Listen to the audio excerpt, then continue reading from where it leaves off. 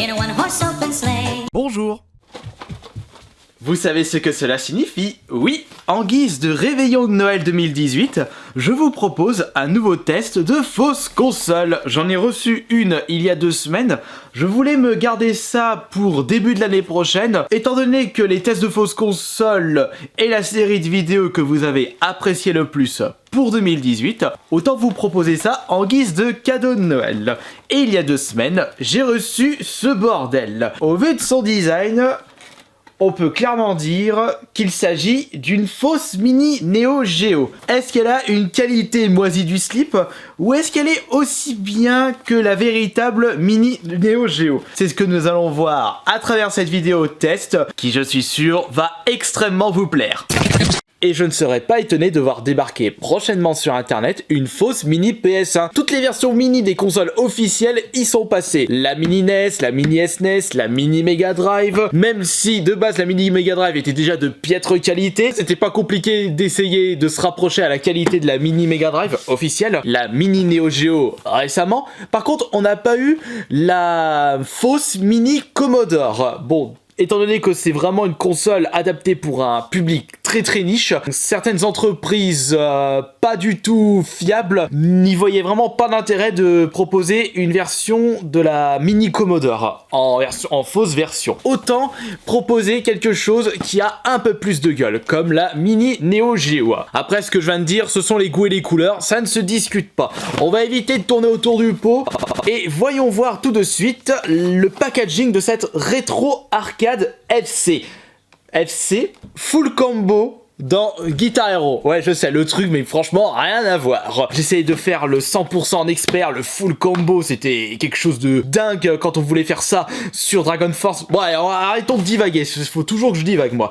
On peut voir le chiffre 360 en 1, ce qui signifie qu'il y a 360 jeux dans cette machine. Après, est-ce que ce sont véritablement 360 jeux différents ou est-ce qu'il y a des doublons, des triplés, voire des quadruplés, ou est-ce qu'ils ont voulu faire quelque chose qui attire les possesseurs de la Xbox 360 en utilisant ce nombre-là? Ce que je doute fortement. Ah mais regardez, il y a 360 jeux, si ça se trouve ce sont que des jeux Xbox 360. Ouais bah, tu pars un petit peu trop loin. Déjà que c'est compliqué de faire une qualité 360 sur une console portable, alors des sociétés qui proposent des petites machines à 20-30 balles, non, faut peut-être pas pousser mémé dans les orties. Il y a également autre chose que j'aimerais préciser. Lors de mes précédents tests de fausse console, j'avais pu tester la version originale avant de tester la version fausse. Alors que pour la fausse mini Neo Geo, j'ai pas testé la vraie mini Neo Geo. Donc il sera compliqué pour moi de vous donner un avis pas trop subjectif.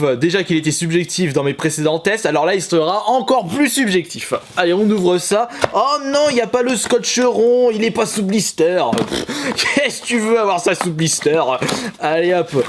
Allez, bon bah, l'intérieur, c'est vite fait, bien fait. On a une petite protection. Ah oui, par contre, premier bon point pour cette fausse console, le packaging et la petite protection, ça, ce n'est pas si dégueulasse que ça par rapport à d'autres fausses consoles. Hop, on enlève le petit truc. On a bien entendu les câbles à l'intérieur. Il y a 2 câbles, il y a même 2 petits accessoires. Alors, la petite notice, thank you. Merci pour votre achat de la PlayVision portable. Ah bah, PV. Pourquoi je dis FC, moi? Ouais, fuck. N'hésitez pas à lire ce manuel d'instructions pour éviter que vous preniez le jus et que vous mourrez dans un torrent de flammes parce que vous avez disjoncté votre disjoncteur. Je vous rassure, c'est pas marqué ça, mais bon, je pense à des bordels. Une notice toute petite, mais on n'a pas trop à se plaindre avec les jeux 360, non, Xbox One et PS4 de maintenant, et même Switch. Les distributeurs, ils s'embêtent même plus, ils mettent plus de notices. C'est maintenant des notices disponibles sur internet ou carrément dans le jeu en allant dans les menus de la console. C'est vraiment dégueulasse pour ceux qui aimaient bien avoir leur petite notice à lire dans le trajet du train ou alors sur le trône lorsque vous faites pleurer Colosse. Ou que vous coulez un bronze. Vous avez compris le jeu de mots? Colosse, bronze. Le colosse de Rhodes était fait en bronze. Voyons voir les petits accessoires. Ah non, si, j'ai eu peur. Alors ici, c'est un câble RCA mono, merci.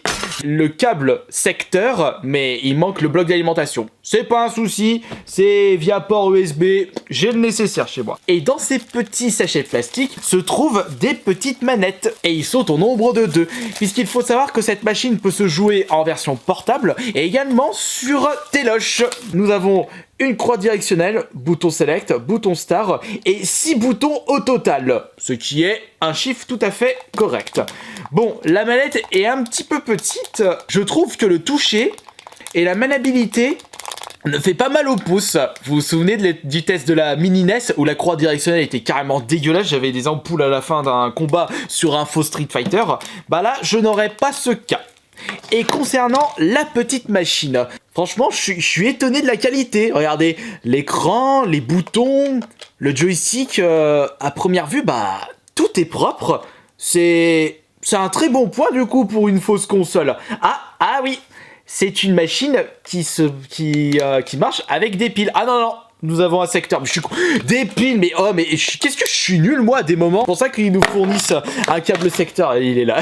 J'avais une chance sur 4. Je vous rappelle que je n'ai pas pu tester la vraie mini Neo Geo, donc je ne peux pas vous dire si la qualité du joystick de cette fausse console est immonde par rapport à la vraie version de la mini Neo Geo. Mais d'après ce que j'ai pu lire sur internet, la vraie mini Neo Geo n'est pas si qualitative que ça par rapport à son prix. C'est vrai que 130 € pour la mini Neo Geo, ça fait mal aux fesses. Bon, il a baissé entre temps parce que ça a bien bidé, tu m'étonnes avec un prix aussi haut. S'il aurait proposé à 60 €, il serait bien parti la mini Neo Geo, mais à 130 €, déjà que 100 € la mini PS1, ça fait un peu chier. J'ai l'ok, excusez-moi.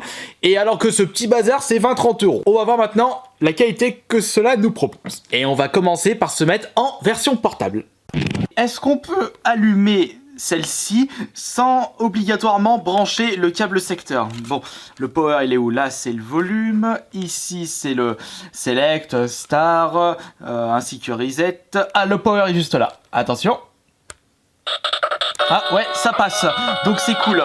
Parce que je ne sais pas combien de temps cette machine était restée dans sa boîte sans être rechargée, mais je pense que cette machine peut proposer une bonne autonomie. Allez, peut-être entre 5 et 7 heures si ce n'est pas plus. Déjà, très très bon point. On se met en... Alors on a le choix de langue entre anglais et chinois. On va se mettre en anglais bien entendu. On n'a pas le français, mais si ce sont des vieux jeux qui sont proposés là-dedans, c'est pas un problème, puisque trouver la langue française dans les jeunesses. Faire le volume. Ok, le volume sort ici. C'est là que si vous posez la machine sur un coin, vous profitez moins du son. Ça aurait été mieux que le volume sorte sur les côtés et non sur le dessous. Captain America, on a Contra comme d'hab, également les Double Dragons, Chip and Dale, Ninja Brother, Top Gun, Top Gun sur NES, mais il est immaniable ce jeu. On a même le Street Fighter 12, un jeu qui n'existait pas à l'époque, mais ils ont fait une version NES de Street Fighter, ils ont fait un remake, c'est quand même incroyable. Ils ont même fait un remake de Sonic Adventure Island, le deuxième Chip and Dale. Oh, le double dragon qui est revenu là. Attends, si ça se trouve, au début c'était le Double Dragon 2 et 3 et pas le 1. Ah non, le Kung Fu, il est revenu le Kung Fu. Oh, mais il est pas revenu tout de suite. Bon, alors, on va essayer de faire une fourchette.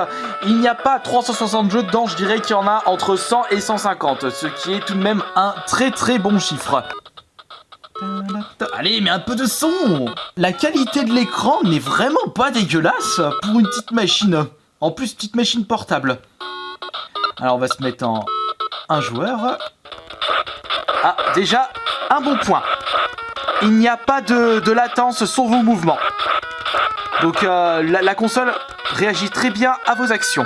Bon, par contre le joystick il est vraiment petit, mais ouf. Mais c'est comme ça avec la vraie mini Neo Geo aussi. Le son n'est pas vraiment pareil. Il y a eu une petite modification, mais ça ne choque vraiment pas.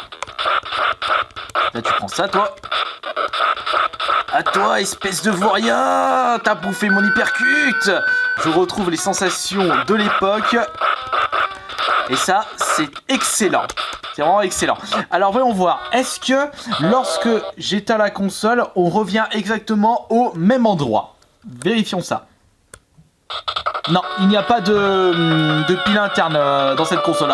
Faut peut-être pas abuser, faut pas trop demander pour une petite machine à 20 balles. Super contrat. Probotector. Allez, ce jeu est génial.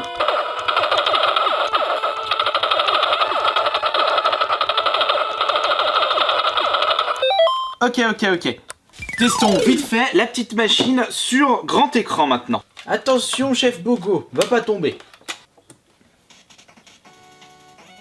Oh, oula. Ouh. La qualité n'est pas au rendez-vous pour l'écran. La qualité est, on va dire, un petit peu dégueulasse.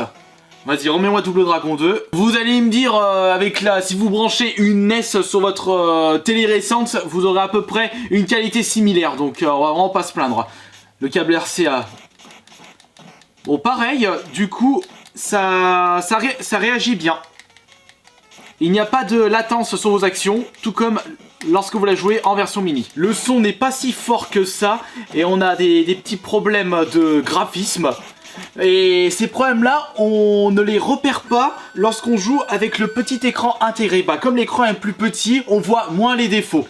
Pour conclure ce nouveau test de fausse console, à ma grande surprise, cette fausse mini Neo Geo n'est pas si mal que ça.